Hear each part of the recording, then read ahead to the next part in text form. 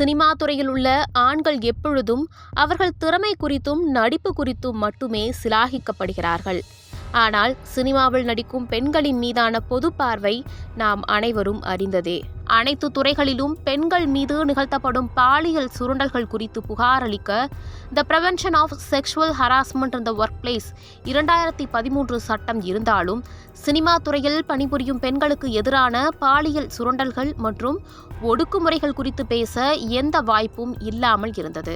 ஆனால் கடந்த 2017ஆம் ஆண்டு பிப்ரவரி மாதம் மலையாள சினிமாவின் புகழ்பெற்ற நடிகை ஒருவர் சில ஆண்களால் பாலியல் வன்கொடுமைக்கு ஆளாக்கப்பட்டார். இச்சம்பவத்தில் ஈடுபட்டவர்கள் என பிரபல நடிகர்களின் பெயர்கள் அடிபட்டதால் இது கேரளாவில் பெரும் பரபரப்பை ஏற்படுத்தியதைத் தொடர்ந்து திரையுலகில் உள்ள பணிச்சூழல்கள் குறித்து ஆய்வு செய்ய கோரி மலையாள சினிமாவில் பணிபுரியும் பெண்களுக்கான அமைப்பான விமன் இன் சினிமா கலெக்டிவ் அமைப்பினர் அம்மாநில முதலமைச்சர் பினராயி விஜயனிடம் மனு அளித்தனர். இதைத் தொடர்ந்து மலையாள திரையுலகில் நிகழும் பாலியல் துன்புறுத்தல்கள் மற்றும் பாலின சமத்துவமின்மை தொடர்பாக ஆய்வு செய்ய கடந்த 2017ஆம் ஆண்டு ஓய்வு பெற்ற கேரள உயர்நீதிமன்ற நீதிபதி ஹேமா தலைமையில் குழு ஒன்று அமைக்கப்பட்டது.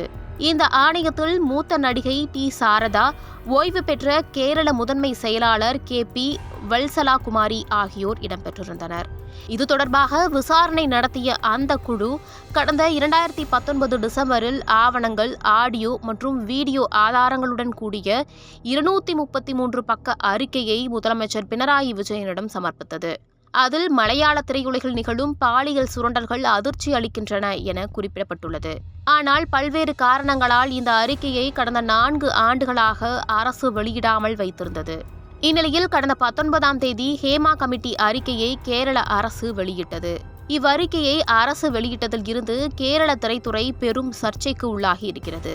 பல்வேறு முக்கிய புள்ளிகள் திரைத்துறை பெண்களை பாலியல் துன்புறுத்தலுக்கு ஆளாக்கியுள்ளது வெளிச்சத்திற்கு வந்துள்ளது. அவ்வறிக்கையில் மலையாள திரையுலகில் வாய்ப்புக்காக பெண் கலைஞர்கள் பாலியல் துன்புறுத்தலுக்கு ஆளாகிறார்கள் என ஆதாரத்துடன் குறிப்பிடப்பட்டுள்ளது. முக்கியமாக மலையாள சினிமாவில் பெண்களுக்கு பாதுகாப்பற்ற சூழல் நிலவுகிறது எனவும் மற்ற தொழில்களைப் போல இல்லாமல் பாலியல் சுரண்டல் இங்கே வாய்ப்புகளுடன் பிணைக்கப்பட்டுள்ளது எனவும் ஆசிரியர், மருத்துவர், பொறியியல் போன்ற துறைகளில் பெண்கள் இத்தகைய சூழலுக்கு தள்ளப்படுவதில்லை, திறமை மட்டுமே அங்கு முதலிடம் வகிக்கிறது. ஆனால் சினிமாவில் மட்டும் பாலியல் சுரண்டல் முதன்மையானதாக இருப்பது யதார்த்தமான உண்மை எனவும் அவ்வறிக்கையில் குறிப்பிடப்பட்டுள்ளது. அது மட்டும் அல்லாது மலையாள திரையுலகில் வாய்ப்புகளை பெற வேண்டும் என்றால் பெண்கள் பாலியல் ரீதியாக இணங்கியாக வேண்டிய கட்டாயத்திற்கு தள்ளப்படுகிறார்கள் எனவும், திரையுலகில் வாய்ப்புகளை பெற பெண்கள் பல முறை பாலியல் ரீதியான சுரண்டல்களுக்கு ஆளாக்கப்படும் ஆபத்தான சூழல் நிலவுவதாகவும் அத்துறை பெண்கள் தெரிவித்துள்ளனர். இயக்குநர்கள், தயாரிப்பாளர்கள் பெண்களை சமரசம் செய்து கொள்ள வற்புறுத்துவதாகவும், அதற்கு ஒத்துழைப்பவர்கள் சமரசம் செய்து கொள்ளும் நடிகர்கள் என முத்திரை குத்தப்படுவதாகவும் அவ்வறிக்கையில் தெரிவிக்கப்பட்டுள்ளது. மேலும் பெண்கள் தங்களுக்கு நிகழும் பாலியல் துன்புறுத்தல் குறித்து காவல்துறையில் புகார் அளிக்காததற்கு காரணம் சைபர் தாக்குதல்கள் குறித்த பயம் என குறிப்பிட்டுள்ளனர். இங்கே அதிகாரம் படைத்தவர்களின் ஆதிக்கம் மேலோங்கி இருக்கிறது. கிட்டத்தட்ட ஒரு மாஃபியா போல செயல்பட்டு கொண்டிருக்கிறார்கள். அவர்கள் நினைத்தால் என்ன வேண்டுமானாலும் செய்ய முடியும், அவர்களை எதிர்க்க முடியாது என முன்னணி நடிகை ஒருவர் தெரிவித்ததாக அறிக்கையில் கூறப்பட்டுள்ளது. ஹேமா கமிஷன் அறிக்கையில் தனிப்பட்ட நபர்கள் குறித்து நடிகைகள் நேரடியாக வாக்குமூலம் அளித்திருந்த நிலையில் தகவல் ஆணையத்தின் அறிவுறுத்தல்படி வாக்குமூலம் அளித்த நபர்களின் பெயர்களோ குற்றம் சாட்டப்பட்டவர்கள் பெயரோ வெளியிடப்படவில்லை. இந்த அறிக்கை 290 பக்கங்களை கொண்டது. இருப்பினும் பாதிக்கப்பட்ட பெண்கள் தங்களை பாலியல் ரீதியாக துன்புறுத்திய ஆண்களின் பெயர்களை கூறியுள்ளதால் அது தொடர்பான 54 பக்கங்கள் வெளியிடப்பட்ட அறிக்கையில் இடம்பெறவில்லை. ஆனாலும் ஹேமா கமிஷன் அறிக்கை குறித்த விவாதத்தில் சிலரது பெயர்கள் வெளிப்பட்டு வருகின்றன. பாலியல் புகார் எழுந்ததைத் தொடர்ந்து மலையாள சினிமா நடிகர்கள் சங்கமான AMMA அம்மா அமைப்பினர் பொதுச் செயலாளர் பதவியை ராஜினாமா செய்துள்ளார் நடிகர் சித்திக். இதையடுத்து ஹேமா கமிஷன் அறிக்கை குறித்த அரசியல் விவாதங்கள் எழுந்துள்ளன.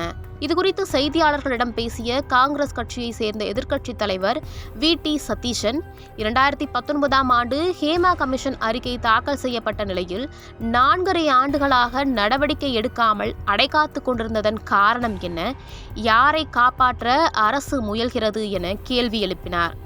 அதற்கு பதிலளித்து பேசிய முதல்வர் பினராயி விஜயன், இதற்கு முன்பும் நடிகைகளின் புகாரின் அடிப்படையில் நடவடிக்கை எடுக்கப்பட்டுள்ளது. யாரையும் காப்பாற்றும் எண்ணம் அரசுக்கு இல்லை, புகார் அளித்தால் நடவடிக்கை எடுக்கப்படும் என கூறியுள்ளார்.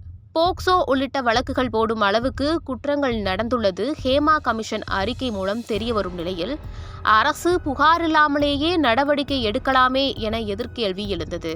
சட்டப்படி புகார் இல்லாமலேயே பாதிக்கப்பட்ட பெண்களின் வாக்குமூலத்தை மையமாக கொண்டு நடவடிக்கை எடுக்க வேண்டும் என்ற கருத்தும் எழுந்தது. இதையடுத்து கேரள மாநில சுகாதாரத்துறை அமைச்சர் வீணா ஜார்ஜ் செய்தியாளர்களிடம் பேசியபோது, தவறு செய்த யாரையும் அரசு பாதுகாக்காது, தவறு செய்தவர்களை பாதுகாக்கும் யாரையும் பாதுகாக்க வேண்டிய அவசியம் அரசிற்கு இல்லை. இது சம்பந்தமாக தேவையான ஆய்வுகள் மேற்கொள்ளப்பட்டு சம்பந்தப்பட்ட பெண்கள் புகார் அளிக்காமலேயே நடவடிக்கை எடுக்க முடியுமா என்பது குறித்து போலீஸ் மற்றும் சட்ட ஆலோசகர்களிடம் ஆலோசிக்கப்பட்டு வருகிறது. அது மட்டுமல்லாது பாதிக்கப்பட்ட பெண்கள் தைரியமாக புகார் அளிக்க உதவி தேவைப்படுகிறதா என்பது குறித்தும் ஆய்வு செய்யப்படும். அனைத்து மாநில சினிமா துறைக்கும் முன்மாதிரியாக இந்த கமிட்டியை அமைத்துள்ளது பினராயி விஜயன் தலைமையிலான அரசு. எனவே அரசு தேவையான நடவடிக்கை எடுக்கும். பாதிக்கப்பட்ட பெண்களுக்கு ஆதரவாக அரசு நின்றது. இது குறித்து கோர்ட்டும் விசாரித்து வருகிறது என்று கூறியுள்ளார்.